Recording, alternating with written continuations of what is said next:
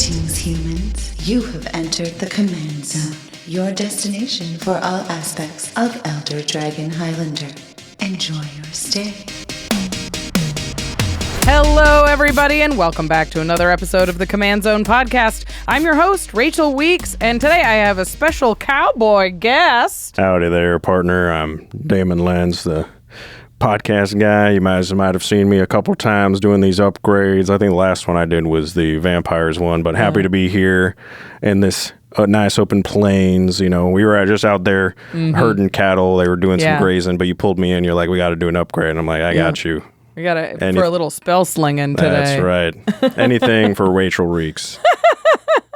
If you hadn't noticed, of course, today we are doing, we're starting the Precon upgrades for Outlaws of Thunder Junction, the latest Magic set. This is all about roping and riding and being an outlaw. But today we are beginning the Precon upgrade guides with the blue-red quick draw Precon. This is a spell slinging Precon. It's the Is It one. We're going to talk about what comes in this deck, and we're going to give you 10 cards to add to it to get it into peak fighting shape using a budget of only $50. But first, we're going to talk about a lot of Magic cards today. We're going to talk about some sealed product. You can pick up all of that over at cardkingdom.com/command and support the show while you're doing so. Card Kingdom has a huge selection of singles and sealed product. If you're as excited about Thunder Junction as I am, they have some amazing cards in this set. You can pick them up as singles. You can pick up any of these precons. There's a lot of different set codes for this one, so make sure you've seen all of the cards that are coming out in Thunder Junction, whether they're crime cards or they're the... You have the crimes. Yeah. You have the wanted posters. Yeah. You have the special guest. The big score. And you have the big score. So this one has a lot of special borders and stuff, so definitely go to cardkingdom.com/command to get all of those really cool versions of every single card. Absolutely. There's a lot going on, but it's all fun. Support the show over at cardkingdom.com/command. And once those cards are in your hand, of course, you're going to need to protect them. You're going to need to sleeve them up in some spicy new Thunder Junction sleeves. Go to ultrapro.com/command for high quality Magic accessories. Get yourself sleeves and playmats, deck boxes, binders, dice, everything that you need to make your battlefield look and feel amazing and safe. Yeah. These are made of cardboard. We learned over the years that it's best to keep them in plastic, otherwise they get all banged up. And we trust Ultra Pro with our beloved Magic cards because they have high quality stuff. They have access to all of the officially licensed Magic art, which for Thunder Junction is awesome. And they are now releasing Apex sleeves for the mainline sets. So they had an Apex sleeve for Fallout. That was the first time I believe they did it for a main Magic set. And this one also has an Apex sleeve. That's awesome. That they showed off over in Chicago and all that stuff. So it's like Oko and the gang, and it's on the real Apex high quality sleeve, and you're actually able to get Magic art on those. And I'm so stoked. Absolutely. They've put a ton of work into Apex sleeves, and it really, really shows. Go check them out, especially if you're into this set, over at ultrapro.com/command. The final way to support us is directly at patreon.com/command zone. We've got something very special going on for our patrons. You can audition for extra turns. What? You can come play on the Extra Turn set with Josh and Jimmy. You just have to submit a 2-minute video with your pet card and why you love it. There's more instructions and there's more details and terms and conditions all in the link below. But if you're a patron and you're interested in being flown out to play with us, check out that link. It's going to be really, really fun. Plus, we shout out one extra patron, one special patron every single podcast episode. And this one is dedicated to Julio Uribe. Thanks, Julio. You rock. Julio, you a real one. Partner. I'll ride with Julio anytime. Today we are upgrading the Quick Draw Precon, the fastest shuffler in the West. That's right. We got the fastest draw this side of the Mississippi. So today we're gonna add 10 cards to this deck. We're gonna take 10 cards out. We're gonna use a budget of $50. But before we do that, we like to get to know the deck and talk about it with you guys so you understand what exactly this product is. And what better way to get to know a commander deck than by meeting its leading lady. That's right. We got Stella Lee, wild card. 1, a blue and a red for a legendary creature human rogue. 2/4. Whenever you cast your second spell each turn, exile the top card of your library. Until the end of your next turn, you may play that card. And she has tap, copy target instant or sorcery spell you control. You may choose new targets for the copy. Activate only if you've cast 3 or more spells this turn. Okay. So you cast your first spell, nothing. You cast your second spell, now you impulse draw something. You get that until your next turn. And when you cast your third spell, you can copy that by simply tapping Stella Lee. That was something when we'll get more into it later, but this is the first time where you've had a copy effect on a creature with a tap ability that didn't require an additional cost. Yeah. It's just free as long as you've hit 3. And also, notably, you don't have to copy the third. You just have to get to 3. So, like, if you're like spell slinging and then you want to copy the 5th card, you can do that. Yeah, she's very flexible in that way. So I would expect a Stella Lee deck to be full of like efficient spells because you're going to want to cast probably 3 spells in every turn. And you're going to want a lot of cantrips that just keep refilling your hand so you can keep casting spells. And then you probably want some more impactful third spells to double. Yeah. That's just going to be more impactful if you actually get to that point where you're copying stuff. Because, copying a ponder is great, but we'd rather copy something that wins the game. I right. think. You really want to copy like a big burn spell or some big flashy thing that's going to have, a big impact on the game or just straight up win you the game. Right. But efficiency is kind of the name of the game with Stella Lee, it seems. That's like. right. It's worth noting that Stella Lee is a full art fancy lady. Yeah, so I don't know if you guys are able to see it. If not, we will have it on screen in the full thing. But in every single one of these precons, and this is the first time in this set, all of the commanders are full art. They're borderless and foil. Yeah. So like previously, they've always been foil, but they've been a standard treatment. Like this guy. But for the first time, every single one of these is borderless foil, which I love because whenever I do buy these precons, usually the first thing I do is I go and I buy a borderless foil of the commander. Right. To me, it just looks nicer. It really like stands out, and I love that they're doing this now. It just kind of streamlines that, and there's like less weird versions of each of these commanders. So yeah, I'm a big it fan. simplifies things a lot, and it makes them feel very special. Yeah. Which is cool. All of these full art cards or the borderless cards are beautiful. Speaking of relating to the art, if it's okay if I do a little please. aside. So we were in Chicago, and in Chicago they mentioned some of the inspiration for at MagicCon Chicago. Sorry, some of the inspiration for the art and the style for a lot of these cards, and they specifically brought up Anti-Flash, which is a different card. But when they were talking about Anti-Flash, they mentioned how they took inspiration for the design of the character and the clothing and different stuff like that off of the Navajo tribe. They had a cultural expert come in, and they wanted to pay homage to Native American tribes here in the West because, this is a Western set. So, of course, Stella Lee is actually a same member of that group within the set. So they're part of the Atine, I believe is what it's called. And I apologize if I get it wrong because it's made up for the set. Right, yeah.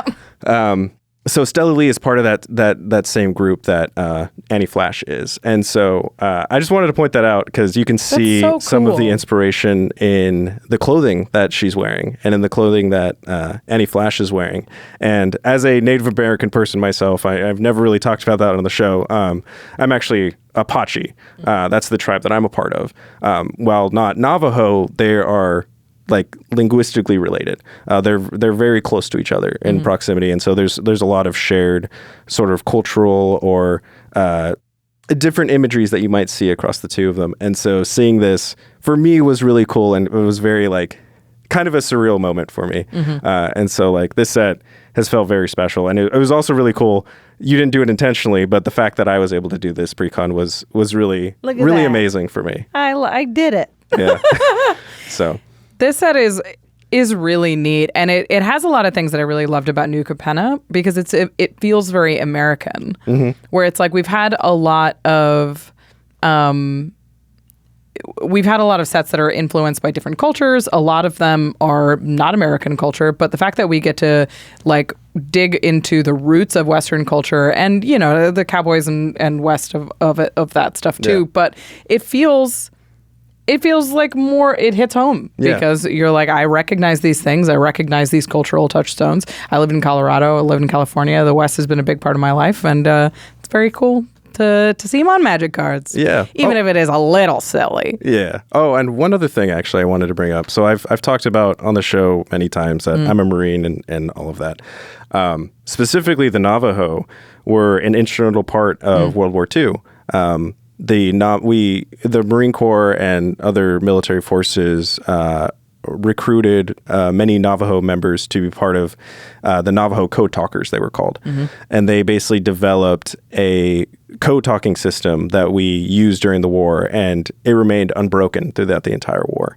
And it was a really cool and really special time in history where we were able to, I feel like, you know, as a Native person, like the country called upon, you know, its citizens for help. And it showed, for me, finally, a lot of respect and admiration for Natives that didn't really exist. Even just cultural recognition. Yeah. That is like, you have a very special linguistic pattern that is helpful to us, but is also recognized to be beyond any tools we have right now. Yeah. And I forget the name of the general because I was reading up on it again before this thing, but it was stated at the time that the Navajo Code Talkers were crucial in our victories across the war because like I said, we had a unbreakable code, and the beauty in it was in how both complex, but also how simple it was, because the Navajo language is very complex and not a lot of people speak it, and it's an unwritten language, making it very difficult for other people to translate, and only exists within the U.S. It doesn't exist in any other country. And so these Navajo Code Talkers modified the language to work within military confines. So like they invented a word for submarine because that didn't exist. And so it was iron fish, and they called tanks turtles. And there's a whole list that was released later when all of this was declassified. And I believe it was in the early 2000s where the U.S. military went back and awarded medals and honors to all of the code talkers that were still around. And I remember when I graduated from boot camp going to the Marine Corps Museum, and there's a whole section dedicated just to the code talkers. Amazing. And they had a unique uniform. They have a ribbon and medal that only they have. And I'll show some of this stuff on screen, but they've done a lot to really respect the work that those people did because of how invaluable it was. So yeah. Well, it's it feels very frivolous to put these things on toys, but it's so nice to see things that you recognize and see your culture represented and especially respected, because they are taking in cultural consultants to make these pieces and not just doing cartoons of Natives in the West. Yeah, and that was cool that they talked about. They really wanted to make sure that they paid correct homages to and respected these cultures while being able to show them in a way that I feel like not a lot of people are able to get that exposure to a lot of these outside cultures and sort of outside of their regular purview. So for me, it's really cool. It's really special. This means a lot to me, and I'm really, really stoked for this upgrade. Well, there is a backup commander to this deck. All of that for Stella Lee. Oh, yeah, the background commander. And he's all right. His name is Eris, Roar of the Storm. 8 blue-red for a 4/4 elemental warlock. A little less beholden to history. This spell costs 2 less to cast for each different mana value among instant and sorcery cards in your graveyard. It has flying and it has prowess. And whenever you cast your second spell each turn, create a 4/4 red dragon elemental creature token with flying and prowess. This is very powerful and is doing sort of a similar thing to Stella, which I appreciate. Sometimes these backup commanders are sort of in their own little world. Yeah. And Eris also suggests a lot of efficient spells. We're going to want to chain together a whole bunch, especially when we get Eris on the battlefield. Yep. It does suggest that there's probably going to be some looters, some ways to fill your graveyard so you can get that cost reduction down for Eris, and maybe some more stuff to, like some Anthem effects, but you've got prowess, so they're sort of built in. Yeah, you just cast any instant or sorcery and you've just Anthemed your whole team and made another one, which is really cool. So I like that these two seem very similar and suggest a very similar in the 99. That means that, to me, that the deck is going to be very cohesive and has a very clear identity. Yeah. But we shall see. Before we dig in much further, we have been talking about the best cards in the deck right up front, just to get to know the identity of the deck a little bit more. The ones that when they're in your hand, you're like, wow, all right, my plan is really popping off. And there's some cool ones. Well, the first one we had was actually true. the Backup Commander, which we just talked about, and you mentioned how cohesive it was in the deck. Totally agree. It's awesome. And assuming that you do stick with Stella, Eris is going to be one of the best cards in your deck. It's going to be one of your main win cons, and the nice thing is as the game progresses, it's just a very cheap way to get something out and then follow it up with another spell. Right. So... the second best card in this deck is Veyron, Voice of Duality, a nice little reprint here.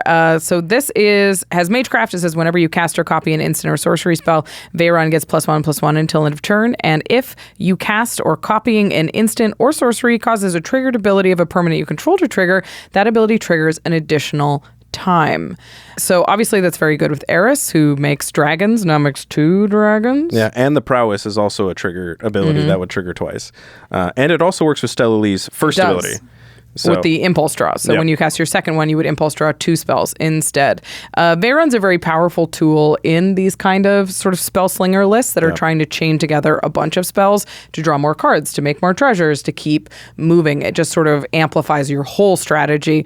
So if you got a Veyron in your opening hand, it seems very good for your next few turns. Speaking of Magecraft. Yep, the last best card, probably to the surprise of nobody who's ever played a spell slinging deck, is Stormkiln Artist. 3 and a red for a 2/2 Dwarf Shaman. It gets +1/+0 for each artifact you control, but Magecraft, whenever you cast or copy an instant or sorcery spell, you make a treasure token. So what this allows you to do is you cantrip, you make a treasure token, usually get the mana back, and then it just allows you to keep going. And even, whenever you storm off on that turn, it enables that strategy, but also throughout the course of the game, you can just stock up those treasures. So then when you are finally ready to press the gas and win the game, you have the mana to do so. Right. I mean, these kinds of effects, especially when you have a copy effect in the command zone, it just means that Stormkiln Artist is going to be so much more effective for you because now you're not even spending mana to get that additional treasure. You're just up mana. Right. I think these 3 cards, you look at them and you know exactly what this deck is doing, right? We're going to get into the guts of the deck a little bit more, but we're chaining together a lot of spells. We're generating a lot of value from that, and you're winning the game likely with these tokens that like Eris is suggesting. We are going to talk about the notable reprints in this deck. So those are the best cards like mechanically in the deck. I want to talk about the most exciting cards financially so that when you pick up this Precon that you know that you're getting some decent cards that you're actually going to play. And we're going to run through these pretty quickly. So the very first reprint, we've already mentioned, it's Veyron, Voice of Duality, all the way up to $17. Yeah, crazy that card's so high, but I guess it hasn't been reprinted since... In the one printing since Strixhaven. And it, as we said, it goes in all of these Spellslinger decks, so it's also a very popular commander in its own right. That's true. Yeah. The next one, Bloodthirsty Adversary, coming in at $16. Yeah, I can't believe this one is so expensive. When this enters the battlefield, you can pay 2 and a red any number of times, and when you pay that cost 1 or more times, you put counters on it, and it lets you flash back instants and sorceries. Yeah. Cheap ones, anyway. Yeah. So that card was a cool reprint. I love that in Cube. I've never really tried it out in Commander too much. I haven't tried it in Commander. Yeah, it's nice to see it reprinted here. I'm not sure this price is bolstered by Commander necessarily, but, happy to have a card that's worth some value. Then this next one is sitting at $13. It's Rousing Refrain. This is the one that makes a bunch of mana and then goes back on suspend, and then 3 turns later makes you more mana. Yeah, I'm pretty sure this one spiked because of the timey-wimey deck I agree. Doctor Who. Yeah. Rousing Refrain caught a huge bump around that time, so it's nice to see a reprint that makes it more accessible. Yep. This next one is Shark Typhoon. Yeah. Love this card. This is the one where it has cycling X, 1 in a blue. When you cycle it, you create an XX blue shark creature token with flying. And then if not, you can spend 6 for an enchantment that whenever you cast a non-creature spell, you just create the XX shark, where X is that spell's mana value. It is awesome because early game, you just get rid of it, get a huge blocker. Usually you can kill a creature that's coming at you, and it didn't even cost you a card because you draw off the cycle. And then late game, you just drop it, and then usually the sharks either protect you long enough to win or just win you the game. Absolutely. So... especially we're starting to see a token trend already between Shark Typhoon and Eris. I love any shark that cantrips. Any shark that draws shark and draw a card. This next one is at $8. It's Winged Boots. Gives the equipped creature flying and ward. This is likely protection for your commander. Yeah, which, to be fair, is probably going to get targeted. So. Yep, she's dangerous. Speaking of targeted removal, Pongify coming in at $8. For single blue, you destroy any creature, you make a 3/3 monkey. I can't believe how expensive Pongify has gotten. It's nice that it got a reprint here. It's been too long. Archmage Emeritus is another staple in these decks, sitting at $6. Amazing card draw engine. Yeah, you've got to have it in decks like this. The very popular Arcane Bombardment got another reprint at $6. Arcane Denial, a strong counterspell, has come all the way up to $5.50. Yeah, another $5.50 card, Vandal Blast. Can't believe this one just got a reprint and is already above $5. Yeah. Gotta love a Ponder coming in at $5. Mm-hmm. And then you got Propaganda coming in at $5.50. And finally, when I saw how much this card was worth, I was like, Damen, I want you to guess how expensive Electrostatic Field is. Yeah. Because you're like, did you know this is a $5 card? It was like an uncommon from, I think it was a War of the Spark. Or like, I think it was from a Ravnica. Yeah. But it was just like... Wow. Anyway, happy to see it reprinted at $5. That means that there are a whopping 13 cards worth over $5 in this deck. Really impressive. And I mean, all of these are cards that we would, for the most part, be happy to put in Spellslinger decks. A couple of Odd Ducks, Winged Boots definitely sticks out here. Yeah. And maybe Bloodthirsty Adversary, but all solid cards that we're excited to have in collections of players. That means that our reprint value is probably pretty good. Quick caveats, all of these values that we're talking about before are taken at time of recording. That is before these are announced, so these prices will come down. But at time of recording, the total reprint value of the Quick Draw deck is... $165.75. Boy, howdy. That's a mighty reprint value. That is a mighty reprint value. And keep in mind, these decks are pre-ordering between like $40 and $45. Yeah. Which means that you're getting a huge amount of card value for your dollar. And like, remember, this only takes into account the reprints at time of recording, right? It doesn't take into account the 10 new cards, so both the commanders that we mentioned and a number of the new cards in this deck, and then the 27 basic lands. So it's only 63% of the deck represents that $165. And that's awesome. That's hefty. And we even talked about the cards that they did reprint are all like staples. You'd want a lot of these cards. So it's awesome. You're getting amazing value here.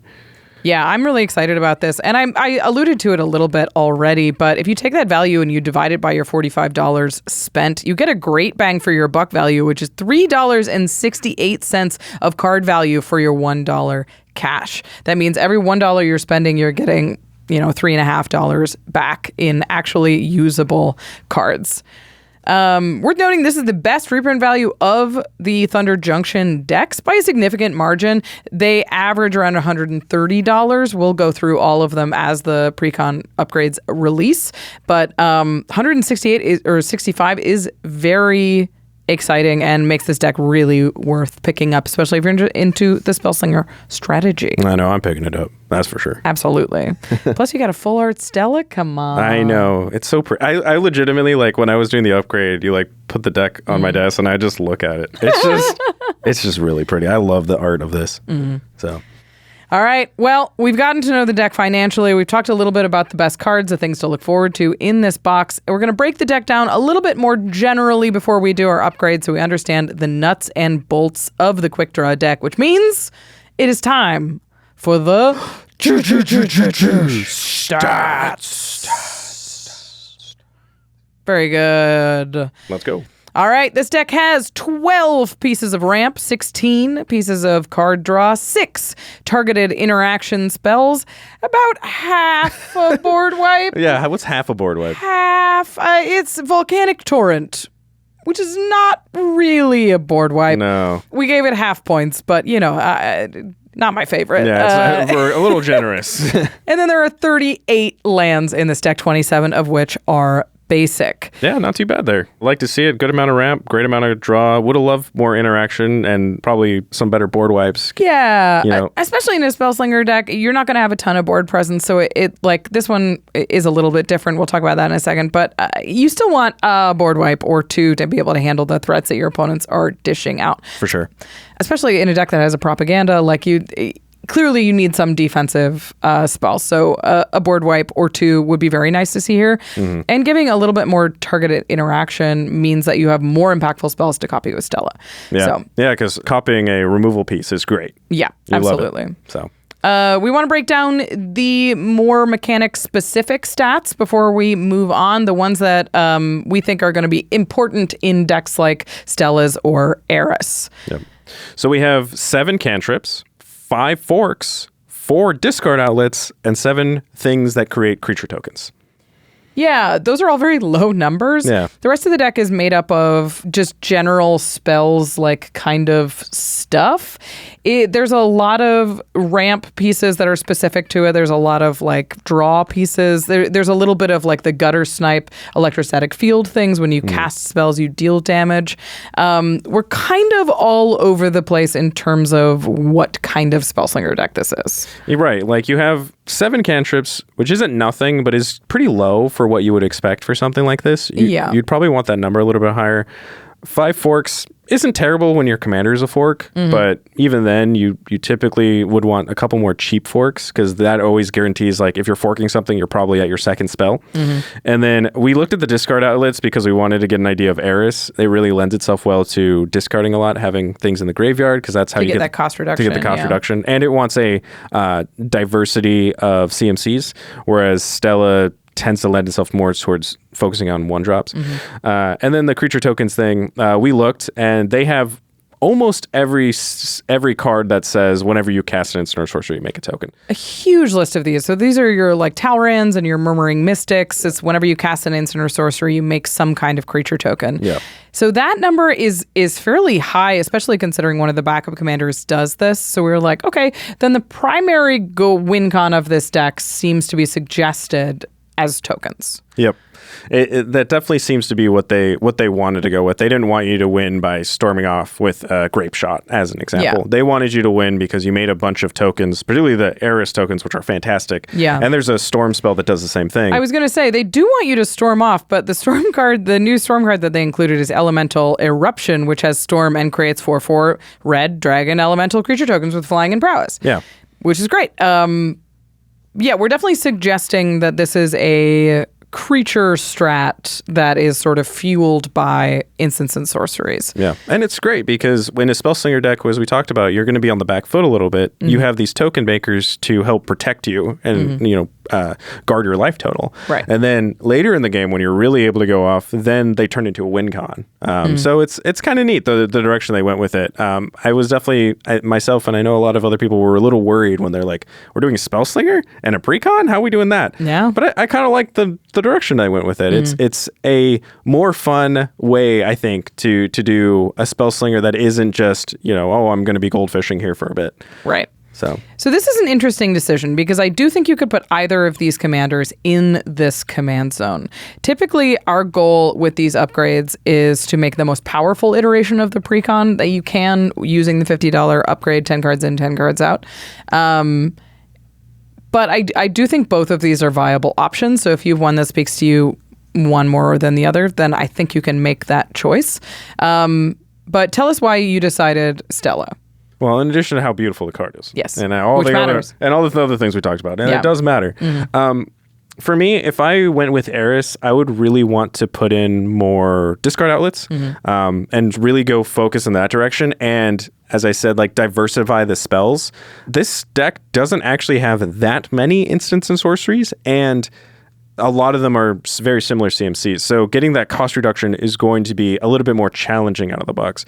It would require, like, the upgrade would have been essentially 5 discard outlets and then 5 spells. 5 thrill of possibilities. Yeah, something like that, because you would really need to push hard into that. Whereas Stella, it felt like you were working a little bit more with the direction the deck was already going and how excellent Eris is within the deck. Right. But that being said, if you guys decided to go with Eris, It's an excellent commander. And part of the amazing thing that the way that they designed this deck is they work so well. Yeah, I do think that this deck is one of the tighter plans. But that being said, there are some changes that we did want to make, considering that Stella was in the command zone. Wanted to make things a little bit more efficient because you are trying to get to 3 spells. And there are some like clunky top-end spells in here. You really want to get to that 3rd spell so you can get the copy, so you can push yourself over the top. Yeah. That was, the things that we talked about for the different upgrade goals, more cantrips, more ways to leverage Stella with burn spells or anything like that. And then something that we like talked about and went back and forth on, because I added, you'll see a card in here later, and you're like, why do you want that card? I was like, well, if we're winning with tokens, we probably need a couple haste enablers, because the last thing you want to do is you storm off, you do all the stuff with Eris or with the Storm Dragon card, and then you have to pass.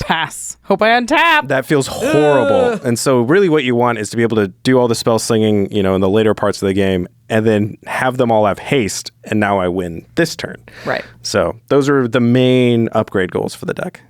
I love that. I think we've got some very sweet cards that we're going to add to this deck. Of course, we're going to take 10 cards out to make this deck as powerful as you can make it out of the box. But we're going to get to that upgrade after a few words from our sponsors. Ooh-wee! The desert can be a harsh and unforgiving mistress. Toiling under the cruel heat of the blazing sun does a number on a fella. Even me, Yuma, proud protector. On sweltering days like this, nothing satisfies more than a cool, delicious sip of water mixed with liquid IV.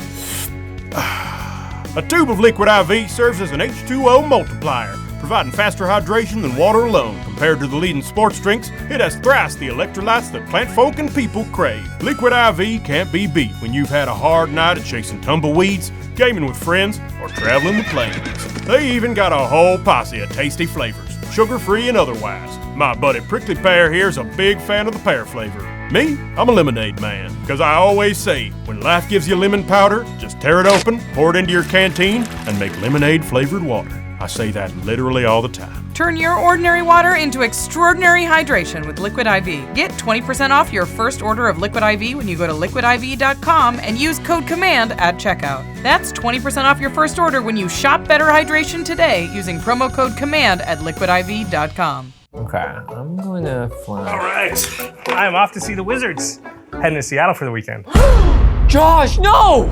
You can't go to Seattle. It's not like it here in LA. Sometimes it rains there! That's fine, because I just got these new shoes and jacket from Vessi. Oh! Yep, with my Vessi Stormburst shoes, I'm ready for anything. They're comfortable, look great, and on top of that, they're waterproof. You know I'm a practical guy, so I like having one pair of shoes I can really depend on. And Vessis are the whole package. You can't beat their versatility. I mean, look, you spend a huge amount of time in your shoes, right? So you want a pair that's stylish, but still feels good on the move. Well, with my Vessis, I can throw them on every morning and never worry about where the day's gonna take me. And on those rare occasions when it does rain in LA, I'm like automatically twice as prepared as everyone else. They've really become my go-to footwear. They're perfect for everything from the office to exploring a new city to going on a nature hike. I didn't know you hiked. Oh, I don't. I just like to look like I might. Oh, that tracks. Elevate your summer activities with Vessi Stormburst and Weekend Shoes. Discover more at vessi.com/commandzone. Get your pair today to get an automatic 15% off your first purchase at checkout and be ready to stay cool and dry. I think it might need more card draw. Who are you talking to? Or is that just something you say? Oh, no, I'm on a call with Jimmy. We're building a Chatterfang deck. Ooh, I just added Toski. That should help, right? Whoa, the card just showed up. Yeah, with Architect, you can collaborate in real time from anywhere in the world. Changes show up immediately. You don't even have to reload the page. So it's perfect for brewing with a friend. This is cool, but isn't Jimmy just upstairs? Yeah, but I'm downstairs right now. I ain't coming downstairs. Architect is the best place to browse, brew, and playtest commander decks. Just go to architect.com/commandzone to get started. That's archidekt.com/commandzone. Hello, everybody. We are back and we are upgrading the Quick Draw Precon from the new Outlaws of Thunder Junction. We're going to add 10 cards to this deck. We're going to take 10 cards out using a budget of $50.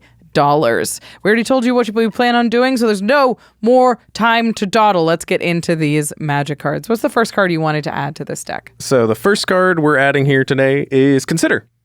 Simple, 1 mana instant, surveil 1, draw a card. It's a cantrip. It is one of the best that isn't already in the deck, because the deck does have a lot of the cantrips you would want. It's got Ponder, Serum Visions, Opt and stuff like that. Yeah. And so I was happy to be like, you know what? let's fill out this cantrip slot. Well, this is one of the ones that's missing and is one of the best. Like we said, the cantrips are going to be really, really important for fueling Stellar Elite. You want them early, like that first spell of your turn where you go off with Stellar Elite is almost always going to be a cantrip. Yep. You just want to keep stuff in your hand. You want to cast cheap spells that aren't putting you down on cards. Yep. So Consider is only 75 cents too. Super cheap. It's nice. It has been reprinted a few times. Yeah. And I love that it has since its original printing, been eroded to actually say Surveil 1 as yeah. opposed to writing it all out. I love that change. The next card for the upgrade, a card near and dear to my heart. I love this card so much. Gitaxian Probe coming in at $2.75. It's a Phyrexian blue for sorcery. You look at target player's hand, you draw a card. So you cantrip without ever having to spend any mana. And as I said, with cantrip, with Consider being one of the best cantrips that's not in the deck, I think this is the best cantrip that isn't in the deck. Like, it's just straight up the best one. So, yeah, it's hard to beat Gitaxian Probe, especially when you're intending to cast multiple spells. Like, if you cast your commander on 3 and on turn 4, you want to be able to cast 3 spells to activate her, then you need them to be cheap or free. Yeah. Or in playtesting, a lot of the times it was Stella Lee, Gitaxian Probe, you impulse the next card. There you go. Yeah. And you start that chain going, because really what you want is you just want to keep hitting the card draw off of Stella Lee every turn before you're ready to just pop off. Something that we talked about that's a really cool curve for Stella Lee is she's the 3-mana commander. So normally you're like, 2-mana rocks aren't that good. But with Stella Lee, you can do mana rock on 2, Stella Lee on 3, and then follow her up with a cantrip to do that impulse trigger right away. So getting to 4 mana is actually really great with this commander. Yeah. And it makes the 1-mana cantrips even more powerful. Absolutely. And that's an important piece, is the fact that her trigger doesn't care what kind of spells you've cast. Only the last cares you're if trying to copy. only the one that copies has to be an instant or sorcery. But for her first ability, it can be anything. It could be mana rock, which I had a lot of times in play testing, or creature sorcery, or any combination there. And so very flexible and really cool. This next one is special. Normally we don't include cards from the set in our upgrade because we don't know what their value is. But this card is an uncommon, so we're fairly confident that this is going to fit inside of our budget. And it's so good with the commander. And it has her, is that her on it? That is her on it, yeah. Yeah, it just needs to be in the deck. Card. It's just important that it's in the deck. Absolutely. Slick Sequence. Blue and a red for an instant. It deals 2 damage to any target. And if you've cast another spell this turn, you also draw a card. So it's a removal piece that also cantrips. As long as 2-mana Electrolyze. What are they doing? It's amazing. It's so good. It's great early when you just need the cantrip. It's great just as a shock. And if you get into a little bit later, if it's a third or more, forking this is just fine. Absolutely. You're just like deal 2, draw 2. Like that feels really powerful. So yeah, I think Slick Sequence is super neat in this deck. We're estimating that the card is going to be about $1, but it is not available for pre-order yet. It's an uncommon. It's very powerful. I think it'll see lots of play, but we wanted to include it. Yeah. And it's so perfect. It's so good. It's a Slick Sequence and a slinger. Yeah, you're spell slinging. We really feel like you're spell slinging when you cast a Slick Sequence. Absolutely. So, and the nice thing is, at the time we're recording this, it's not available yet. But when you guys are watching this, it will be. Yeah. So you guys can pick up a Slick Sequence right away.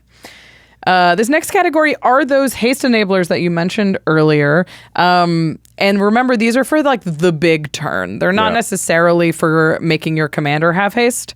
That's fine. But the big thing is going to be like, okay, I've stormed off. Now we're going to win with all these dragons or birds or drakes. Or whatever else. Or whatever. So the first one we have here is Bitter Reunion. 1 and a red for an enchantment. When it enters the battlefield, you may discard a card. And if you do, you draw 2. So it's just a card draw piece. And then you can pay 1 and sacrifice Bitter Reunion. And creatures you control gain haste until end of turn. Bitter Reunion was my favorite card from Brothers War. And it has proved to be so good in Commander so many times. I think it's a great include here, even though you wouldn't necessarily expect it in a Spellslinger deck because it's an enchantment itself. Right. But it does so much work for just like, what? It's 50 cents? Yeah, 50 cents. Super cheap. And the fact that it's on rate for what you're getting, the 2 mana, you discard, you draw 2. That is the normal rate you would expect to pay for that. Yeah. And then it just sits into play the entire game, and for just 1 mana, you get haste, and then you win. Like, that's when you're ready. So, amazing card. The next one, a really cool card, Crashing Drawbridge, coming in at 75 cents. It's 2 mana for an artifact creature wall, an 0/4 with Defender, and you can just tap it to give creatures you control haste. Tidy. This is a great little defensive piece early. It's something that you could use to double spell with your commander because it's super, super efficient. But it's also just an annoying thing that sits there until you need it. But it's also repeatable haste, so you could use this to give your commander haste and have it for the big turn later when you're trying to win the game. And I love that you get it just before you play your commander, and then you're probably not giving your commander haste that turn because the chances of you triple spelling the turn you play here on turn 3 is tough. However, it just sits in as an 0/4 wall, which is something you need in a Spellslinger deck. People are going to want to be attacking you and coming at you, and if you just have this big wall that people can't get past, that damage is not going to be coming at you anymore. So yeah, I like the Crashing Drawbridge include here. This next piece is interesting. There is a lot of card advantage in this deck. It's built into your commander, but when you're trying to cast 3 spells a turn, your deck is so card hungry that you just want all the selection, all the card draw you can possibly get. And we're going to put some more in. Yeah, we actually just talked about this card in the best Planeswalkers, the Planeswalker deck you guys did. The best Planeswalker. And so commander. it's Jace Vryn's Prodigy coming in at $7. It's 1 in a blue for an 0/2 legendary creature human wizard. You can tap, you draw a card, then you discard a card, and if there are 5 or more cards in your graveyard, you exile it, and it comes back transformed as Jace Telepath Unbound, a Planeswalker with 5 loyalty. You can +1 up to 1 target creature gets -2, -0 until end of turn. It's fine. But the real reason you play it, -3, you may cast target instant or sorcery card from your graveyard this turn. If that card will be put into your graveyard this turn, you exile it instead. And then the -9, which you almost never get to because you're always minusing it, is you get an emblem with whenever you cast a spell, target opponent puts the top 5 cards of his or her library into his or her graveyard. Sure. They pivot into a mill strat. Yeah, I mean, this card is going to be great. Early, it's your little looter. It means you can pitch lands to get more spells. Late, it's going to flashback spells to chain stuff together or get that big prowess trigger. Again, card advantage in a deck like this. Yeah, and something that I noticed when like playtesting the deck is a lot of times you impulse off the top of land. Which means you're not using the lands in your hand. So he lets you turn those extra lands that you're going to have sitting in your hand into real cards. And then later on, because you needed a spell sling early, you don't have to be afraid of using a piece in the early game because he can help you get it back with his minus ability. There are also a fair amount of flashback cards in this deck. Yeah. So binning one of those early that you're not using right now means that you're not throwing away a ton of value into the bin. You're just saving it for later. There's like the biggest one is it has a deep analysis. Yeah. So you pitch that one, and then you have a 2-mana draw 2 in your graveyard. It has think twice, and then it has Faithless Looting. It has the Jumpstart one. The iteration, that copies a spell, right? I don't know. Something. There's so many cards in front of me. But there's a lot of flashback going on in this deck. So you are going to use your graveyard a fair amount when you're playing it. Yeah, absolutely. Galvanic iteration. Yeah. Fork that can sit in your graveyard. Yeah, it's a fork. Radical Idea. Radical Idea was the Jumpstart one. We got there. Yeah. We got there. So it's full of things to use at your graveyard. And the nice thing is they also make it easier to double spell. Because you're like, I can cast it, now I can cast it again. Yeah. And so Jace just leverages those really well. Yep. For the next card. Can't believe this isn't in the deck. Very surprised this wasn't in the deck. You would think, it was one of the first cards I thought of, and, whatever. Yeah, I mean, this is basically a reprint of this card. Yeah. Your commander is, but better. So it's Jorian Ruin Diver coming in at 75 cents. It's 1 a blue and a red for a 2/3 legendary creature Merfolk Wizard. Whenever you cast your second spell each turn, you draw a card. So it's literally the first ability. Yeah. On a 3-mana body. That's awesome. So with that and your commander, anytime you double spell, you're drawing a card and then you're impulsing, so you're effectively drawing 2. So much card advantage. It feels very powerful. Yeah, that feels busted. The next card was to help. We've now transitioned now into the more burn side of things because we need good things to fork with the commander. Yeah. And this deck does want to win through damage, right? It's got Electrostatic Field. It's got Gutter Snipes. It's trying to win through tokens. So throwing a little bit of burn in there gives you more reach in the late game. Yeah. And the nice thing is this next card also helps with the Wrath problem. It does. So it's Delayed Blast Fireball coming in at $15. Worth every penny. This card's cracked. It's a red and a red for an instant. It deals 2 damage to each opponent and each creature they control. And if this spell was cast from exile, it instead deals 5 damage to each opponent and each creature they control instead. And you can foretell it for 4 red. But importantly, your commander impulses the top card. So very reasonable chance you impulse it, and for 3 mana you get the deal 5 to everything instead of having to pay the full cost, and you can copy it. So yeah, you go cantrip, cantrip, mana rock, or mana rock cantrip, impulse draw. You impulse draw, Delayed Blast Fireball, cast it, copy it, deal 10 damage to each player and 10 damage to their whole board. Yep. And each opponent. It's each opponent. It's one-sided. It does not hurt you at all. Oh my god. And if not, you just have That's either busted. a 3 mana deal 2, or that you can still fork, or you can even still foretell it and then cast it later. That's wild. I mean, this card is so good in this deck.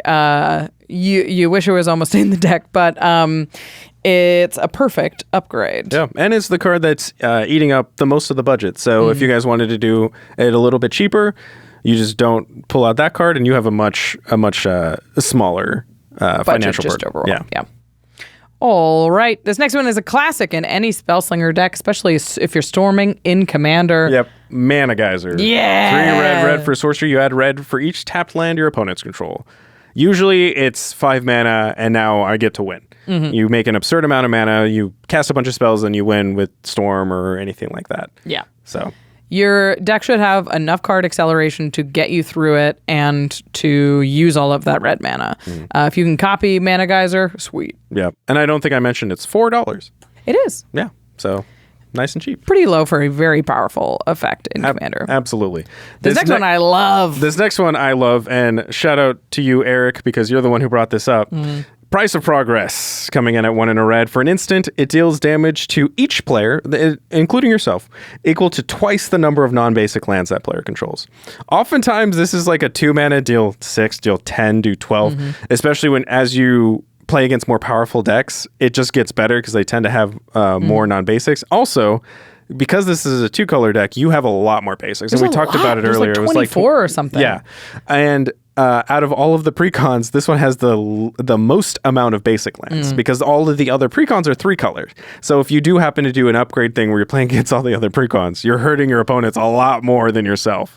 Yeah. And just for 2 mana, dealing an absurd amount of damage to the board, being able to copy it, oftentimes it's going to win you the game. What I like about this is it's a huge threat that's very efficient. So it's really easy to chain together a couple of spells and this be your 3rd spell that you copy. I think there's going to be a lot of temptation when you're building this deck to do like cheap spell, 6 mana spell. Yeah. And that's just difficult to do on most turns. If you can get a 2 to 3 to even 4 mana threat spell, those are really going to be much easier to copy, and Price of Progress is a great answer to that. It is perfect. Price of Progress is sitting at $6. That brings your total budget to $38.50. Yeah, nice. Pretty good. You got some room in the budget to foil all these cards out. Yeah. Save some room there, so go buy yourself, I don't know, 2 Delayed Blast Fireballs. That card is so good. That card is very, very good. And if it doesn't catch a reprint soon, like it's just going to keep going up. So there's an interesting, we're going to do some honorable mentions for this commander because what we realized when we were doing the upgrade is there are some things you can put in this deck that make her absurd. Really, really, really, really powerful. Yeah, so you know how earlier we mentioned, I was like, oh, the first card we're going to do is considered. Well, the first card I actually thought about for the deck was Cerulean Wisps. And so at the time I was like, single blue, instant. Target creature becomes blue until end of turn. Untap that creature, draw a card. So at the time I was like, oh, easy. It's a cantrip. You get to untap the commander sometimes in the late game to get the fork again. That's all I thought. And then I was goldfishing the deck. Very important to goldfish. I listened to you and Josh's advice. Check that episode out if you haven't. And I ran into a situation where I was like, okay, Mana Rock. It was Mana Rock, Cerulean Wisps. Copy it. I was like, wait. I can just do that infinitely. Because what you can do is you cast Cerulean Wisp targeting stealthily. In response, here, I'll do a little. In response to the Cerulean Wisp, you tap her to copy it. Let the copy target stealthily as well. it resolves. It untaps her, you draw a card. Now with the original still in the stack, you tap her again, copy it, and then you can now do that an infinite amount of times. You can stop it anytime you like. So you won't deck out. You do it for as long as you like, and then once your hand is full of your deck, you win in any number of ways. The easiest and best that we came up with was Rowstorm Conduit, which is 2 blue and red for a Planeswalker that says whenever you cast or copy an instant or sorcery spell, he deals 1 damage to target opponent or Planeswalker. Nice. So with that, you more than likely burned out all of your opponents and won the game. Yeah. The interesting thing about Cerulean Wisps is this is not a very uncommon effect. No. We found Refocus, which for 2 mana untaps the creature, draws a card. You even pointed out you can do Dramatic Reversal, which already people know goes infinite with Isochron Scepter. Well, it also works with her, assuming you have Mana Rocks in play. You can tap them. Mana.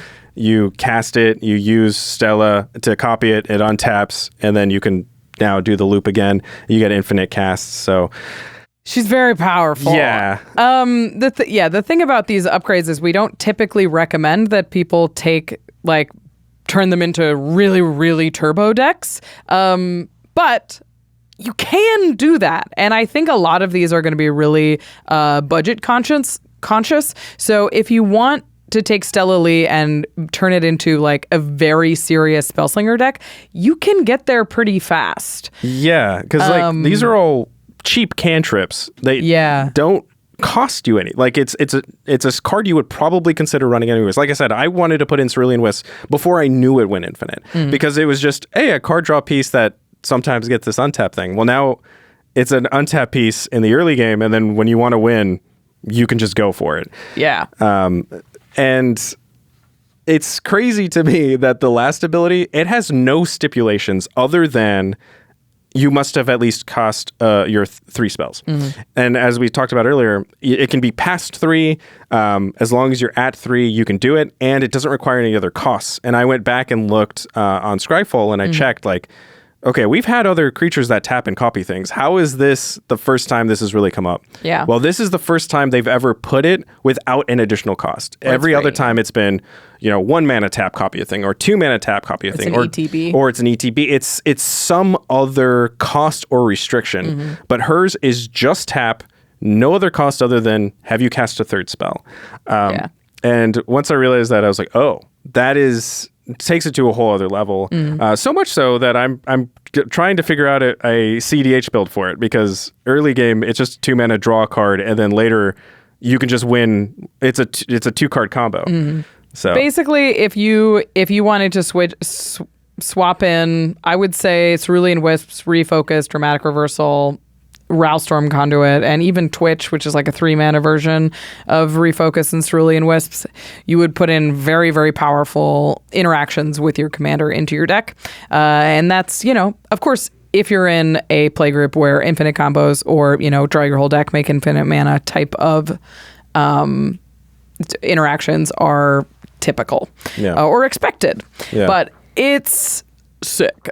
She's extremely powerful and more powerful than we even gave her credit for when we first started doing research for this commander. And pro tip, she also works with threaten effects. Yeah. I found threaten effects that were like, steal a creature, untap it, it gains haste, and then make a treasure, and then get 2 mana back. And so it's like, you could just target your own creature and untap her and then create mana off it. So now there's spells that you can use with her to create infinite mana, not just get infinite cards. Yeah. And again, you can stop at any time, or you even partway through, you can change what spell you're doing. You switch to a new spell. Yeah, so you could be like, Cerulean Wisp, draw my deck. I got the threaten that gives me mana. Now let those Cerulean Wisps get off the stack, cast it, do it again. And now I have infinite mana with all the cards that I just drew. And if, the next thing you did is an instant, you can now switch. And it's very clean and very efficient with cards that you would, for the most part, be running anyways. Yeah, they're very cheap. I mean, it's going to turn this deck into more of like a Twiddlestorm type of deck than like a Spell Slinger type of deck, but it's very, very powerful version of it. For sure. Stella Lee, you wild child.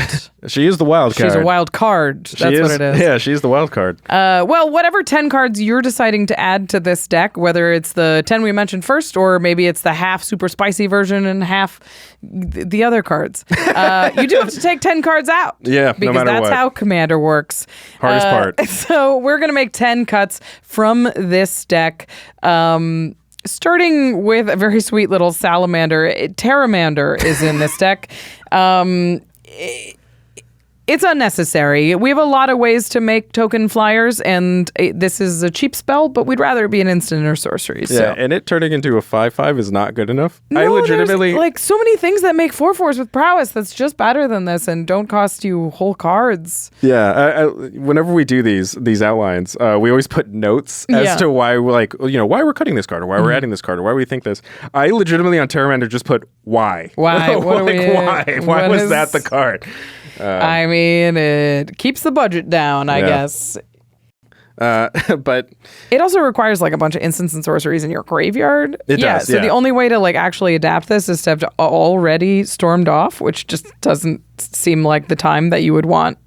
A 5/5 A flyer. Terramander. You're right, like good and limited, potentially good in 1v1, but otherwise it's like kind of what is this doing here? Yeah. But the next card we have is we're cutting a Bloodthirsty Adversary. So this is the card we mentioned before. It's a 2-mana 2/2 with haste that can flash back cheap spells from your graveyard if you pay 2 and a red.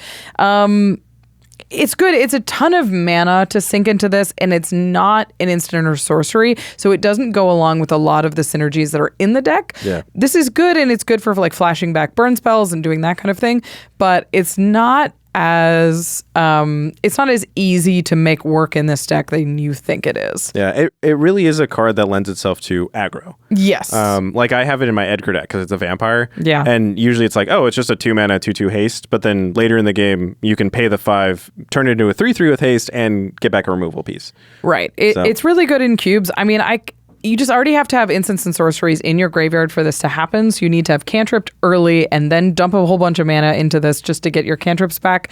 Meanwhile, this is like a 4/4 with haste. Yeah. It's just not quite doing enough, especially with the efficient spells that are in the deck. They're not worth paying 3 mana for necessarily. But still glad it was reprinted. It's a big part of it had a huge reprint value. So really happy about that. And I get the joke. So like I get why they included it, but not quite what you want for the deck. The next cut is Epic Experiment. And X blue and a red. For a sorcery, you exile the top X card to your library, and you can cast instant or sorcery spells with mana value X or less from among them without paying their mana costs, and you put the rest in your graveyard. Card's fine and is good in certain kind of decks, typically when you're making a lot of mana. This deck doesn't leverage it well enough, in my opinion. Yeah, it's like a good spell to copy, but when I'm casting Epic Experiment, I usually want to dump all my mana into it. I don't really want to cast a spell, and then cast Epic Experiment and copy it. I'd rather just slam it. So it doesn't make a ton of sense here for me. I really like it in my Dragon's Approach deck, but I don't think it's, especially there's still some X spells in here. Yeah, there are a few X spells in the deck, and the spells that it has, a lot of the cantrips and stuff like that, don't feel great when you hit them off of Epic Experiment. In your Dragon's Approach, it makes sense because you're like, I'm going to hit a Dragon's Approach. But in this deck, it is relatively light on burn. I know we shorted up a little bit, but not enough for me to want a card like that. Yeah, I agree. Speaking of X spells, Finale of Revelation. X blue sorcery, draw X. If X is 10 or more, it will never be 10 or more. You untap and you can do all the other stuff. It's just sort of an overcosted draw spell in this deck. This is better when you can cost reduction. It's not good enough for sorcery. Yeah. The next one is Kazo Royal Chaser. Is it for 1/2? The important part is you can tap. The next instant sorcery costs X less, where X is the number of wizards you control. And originally when we were talking about that, you're like, oh yeah, well Stella's a wizard. And I was like, nope. She's a human rogue. Yeah, is Eris a wizard? Nope, warlock. Nope. So you just can't reliably get more than one wizard for it to really be worth it, and it's only a one-time reduction. It makes her like functionally a mana rock for just instances and sorceries. But only for a colorless. So it's tough, especially with all of the 1-mana spells we added. For sure. This next one's funny. I saw this in the deck and I was like, what is going on with this? So it's Tezzeret's Gambit, which is a 4-mana spell that you can pay. It's 3 and a Phyrexian blue, so you can pay 3 colorless and a blue, or 3 colorless and 2 life. And then it says draw 2 cards and proliferate. And I was like, what are you proliferating? Right. What? Neither of your commanders have anything to do with counters. None. I couldn't think of anything in the deck that did it. And I found 3 spells in the deck that had anything to do with +1/+1 counters on it. It's the Terramander, the other one we cut, Bloodthirsty the Bloodthirsty Adversary, and a Midnight Clock. And I was like, I just don't know what that's doing here. So if there's a reason that you can think to put Tezzeret's Gambit in this deck, let me know. Yeah, because divination is not good enough. You really need the proliferate to be doing something. Or to be able to reduce the cost of this enough that it's completely free. Right. But there's not that much cost reduction in the deck. There's some. Yeah. But you're not going to be reliably be able to cast this for nothing. Right.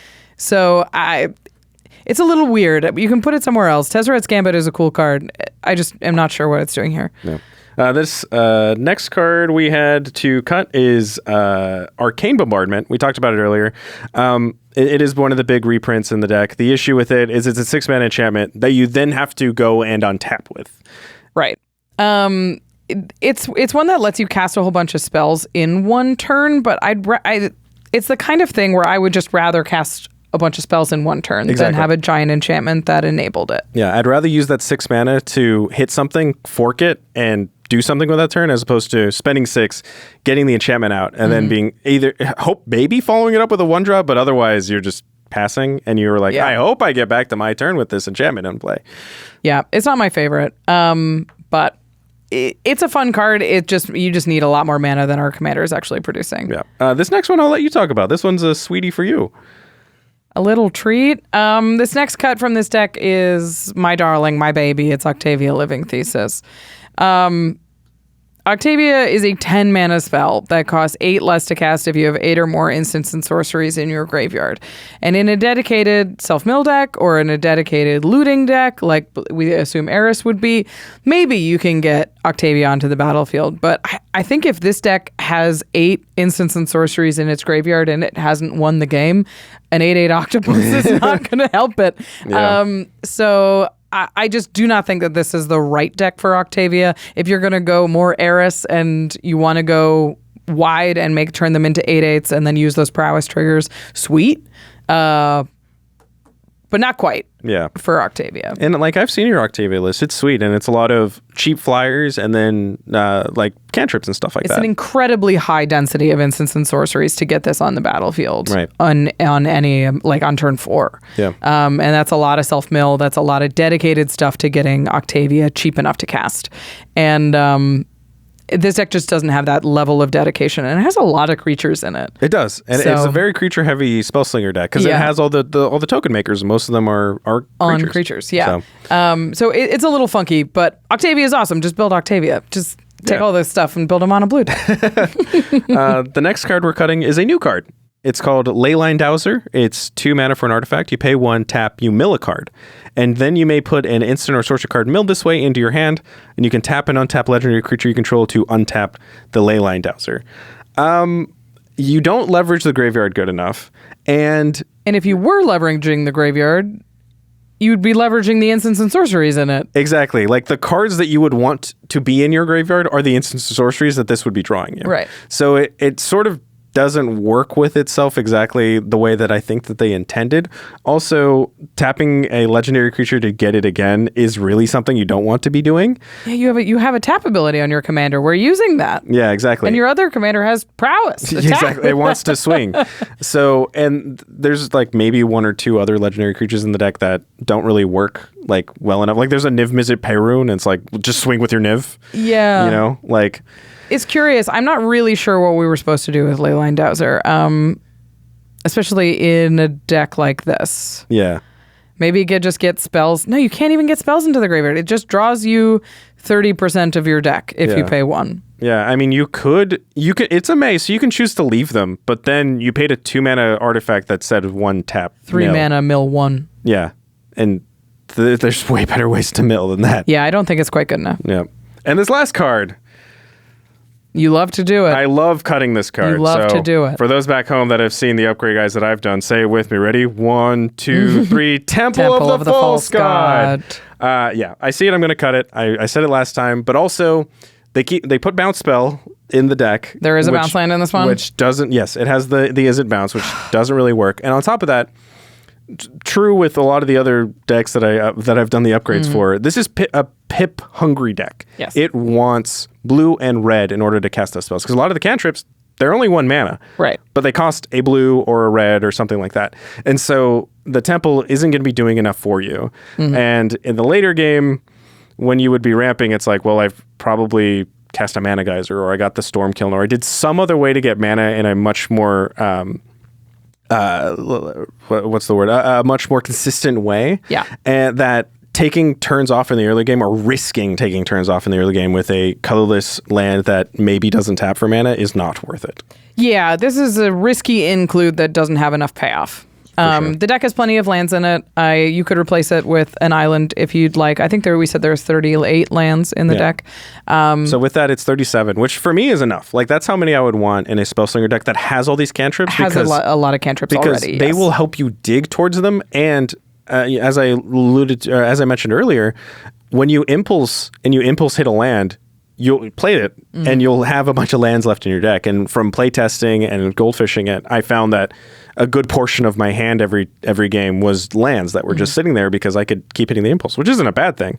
It's just, it's not an issue that the deck has. So yeah, I don't think this is a necessary include. All right, so we've added 10 cards. Well, 10-ish, 10 or more. 10. We've 10 added and some amount of change. cards to the deck, and we've taken 10 cards out. This is a very powerful deck when built and piloted properly. I think this upgrade will get you to a very powerful place. Tell us how this game plan will play out. Okay. In a normal game. Yeah, in a normal game. When you basically want to do a lot of setup in the early turns, whether that's mana rocks, the cost reducers, the token makers, stuff like that, to help you get into the late game. You want to get your commander out as soon as possible, and you try to double spell every turn using whatever means possible. A lot of times for me it was like mana rock and a creature, or mana rock and a cantrip or something. That way you're every turn you're getting consistent card draw. And then when you finally get into the late game that your token makers have been able to get you to, you start spell slinging like crazy. You get a bunch of tokens out, and then either use the haste enablers if the tokens are all made on the same turn, or if they happen to be out earlier, you can swing with them then. And then you swing for the win with all of those big tokens, especially the Eris token or the Dragonstorm tokens, or even the Murmuring Mystic 1/1 flyers. Like, you make enough of those because you're just going off, and that can close out the game with the haste enablers. Or you just cast Price for Progress and you fork it, and a lot of times that will just win you the game, if we're being honest. Yeah, I mean, because you can do that at any point, right? Yeah. Like, you could do that on an end step before you untap, and where you have, like, if you have a Talrand in play and some amount of, you pass with all your mana up, you cast cantrip, Price of Progress on your opponent's end step. You make 3 dragons, you fork the Price of Progress, which deals, 12 damage-ish. Yeah. To each player, 10 to 12 damage to each player, probably including you.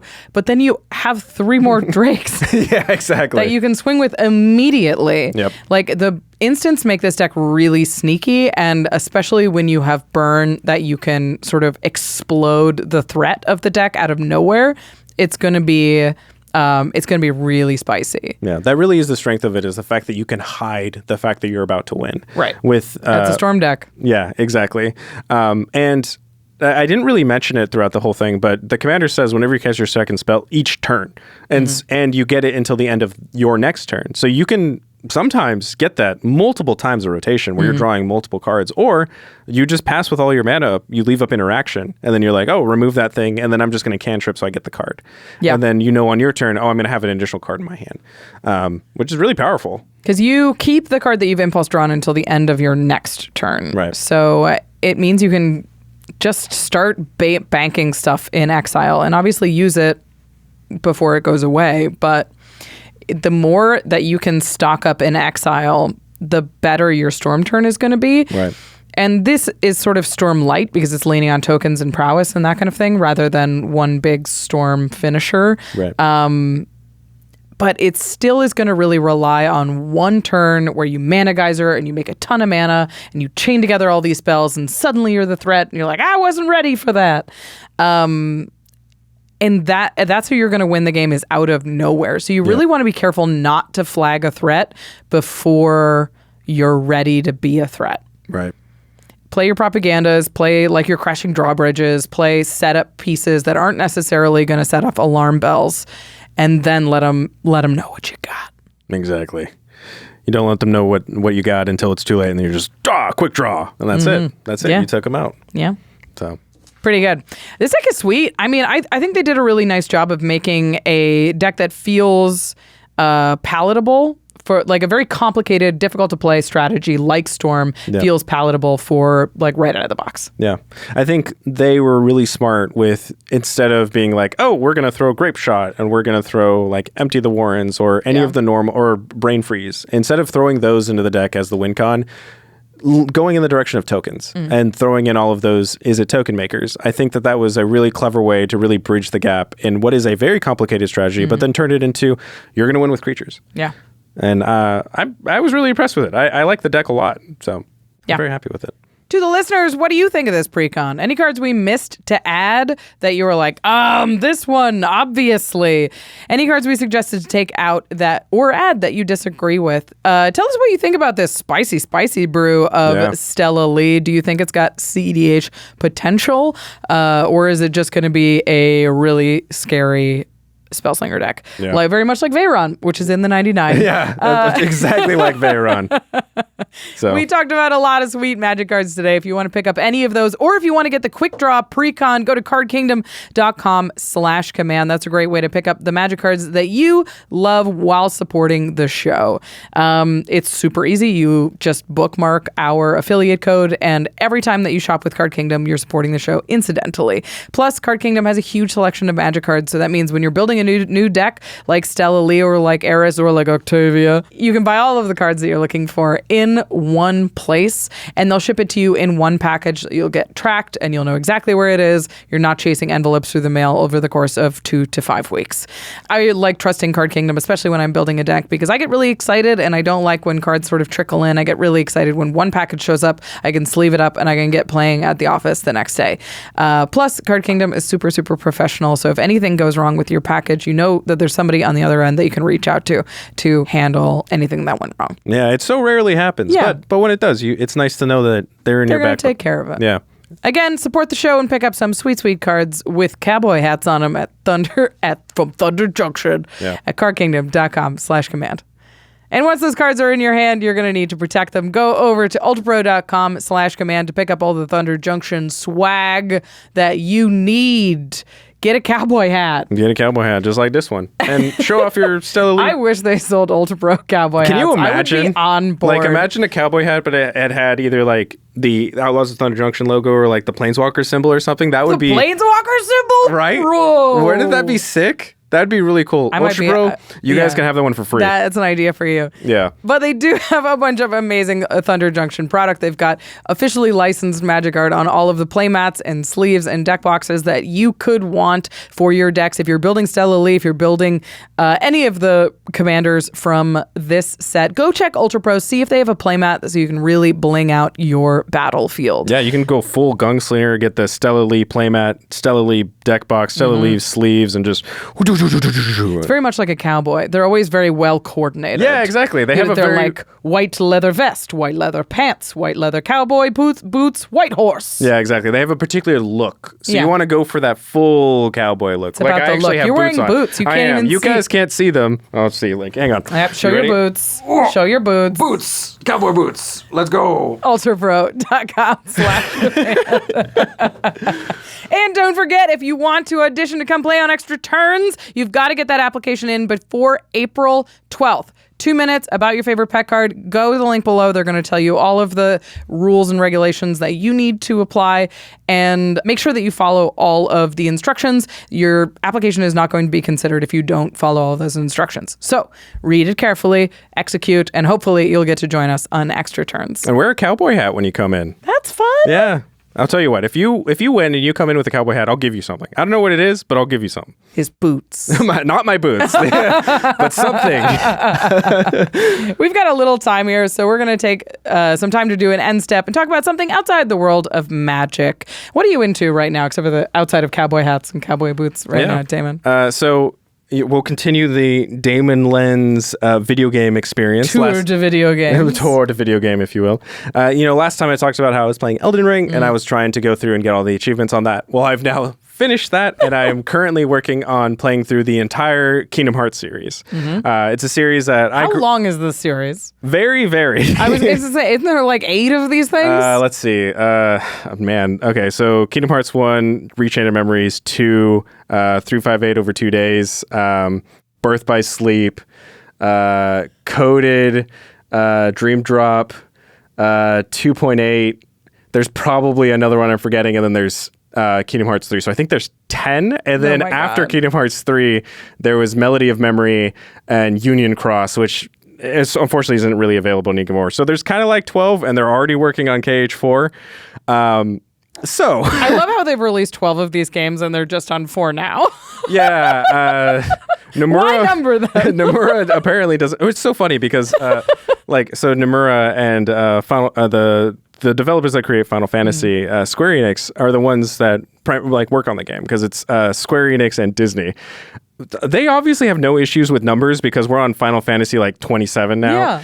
But for some reason, Kingdom Hearts are like, no, we're going to have a bunch of games, but only a couple that have numbers. The rest of them are going to have unique names. They're just chapters. Yeah, and it kind of is that way because like Chain of Memories is supposed to bridge you between Kingdom Hearts 1 and Kingdom Hearts 2, but it did come out before Kingdom Hearts 2.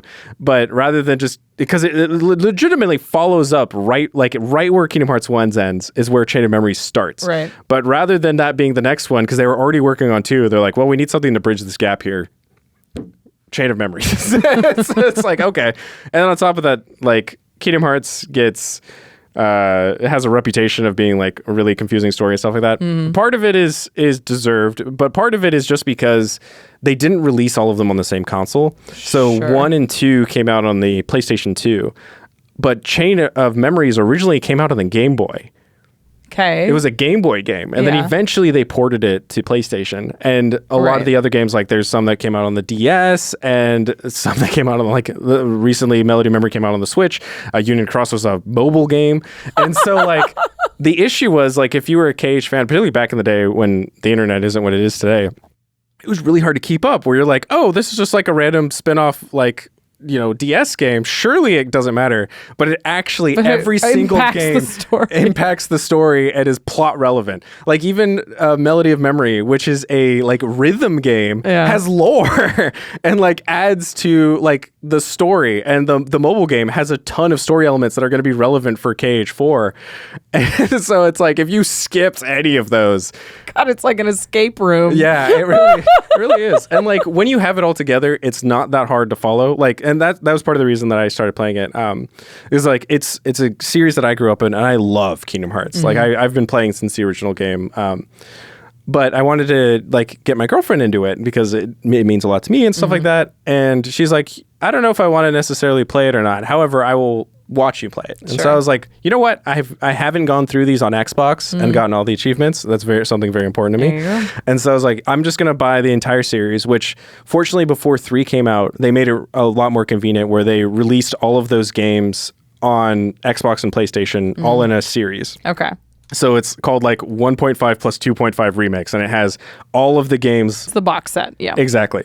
And so they have those, and they did another box set. And if you just get 2 games, you now have the entire series, as opposed to figuring out 15,000 games. So I got that, and I'm going through and trying to 100% them, and all in the effort of trying to share this with my girlfriend and get her involved. And she likes it so far, and it is significantly better when it's all in a convenient spot. I can imagine. And so I'm really excited going through it and trying to 100% it, and then eventually get to KH3, 100% that, and eventually for KH4, which actually earlier today they finally had an announcement for it. It's been a couple years because they released a trailer and everybody's like, oh wow, that's crazy. And they said that the person who's done all the music since the first Kingdom Hearts game, she's coming back and doing music for KH4, which Kingdom Hearts fans are really excited because we like the music. The music's really good. And so seeing her come back was awesome.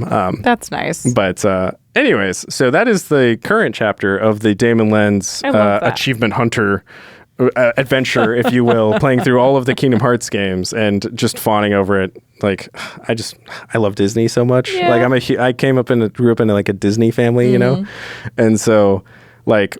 What made me first fall in love with it is I was at a friend's house and he had the game and he was playing the Alice in Wonderland world from KH1 and I was like, I need this. Like, because I love Alice in Wonderland. Like, it's, to me, it's such a cool world and I love the original animated film and the live action ones were good too, but it's based on the animated one, which is why I say that. And I saw him playing that and I was hooked. And I went home and I'm like, parents, please, I need I need this. And they got it for me. How bad could it be? Yeah, and they got it for me and I've been hooked ever since. And like to this day, the Alice in Wonderland world has always stuck with me and has like it is among my favorite worlds in the entire series. Something really cool that they did for it. I'm totally going on a thing here about Kingdom Hearts. So the main room, if you've watched the movies or know anything about it, the room that has the doorknob, the doorknob character.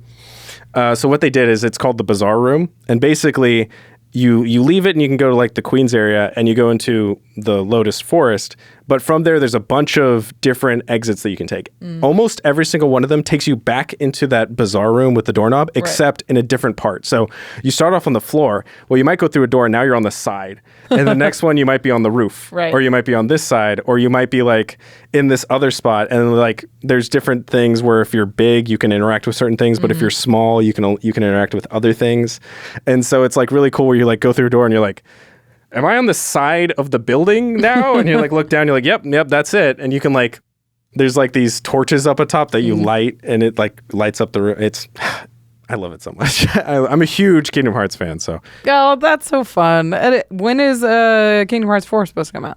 Have they given you a date? I don't think they've given us a date yet, if I recall correctly. It was just the trailer and just announcing that they brought back the music person, and the trailer looks sick. But to my knowledge, we do not currently have a date. All right. So. Keeping you guys in suspense. Yeah. Very cool. I love that the video game journey continues. We'll have to follow up in another set. Yes. See what you're on now. Yeah, see if I finished. I might still be on. Kingdom Hearts is long, so I might still be on it by the time we do these again. If we do like the Modern Horizons or whatever. But if I am on a new game, you guys will be the first to know. Before we go, to say a big thank you here to our amazing team at the Command Zone. Thank you to Eric Lem, Megan Yip, Gaurav Galati, Jordan Pridgeon, Jamie Block, Arthur Metacroft, Manson Lung, Josh Murphy, Jake Boss, Sam Waldo, Evan Limberger, Katie Cole, Mitch Trafford, Josh Likwai, Jimmy Wong, and of course to Damen Lentz Cowboy for taking Damen. The time. Cowboy Damen. Yeehaw. Sir. More howdy. See you around. Yeah, we'll see you out there on the open plains.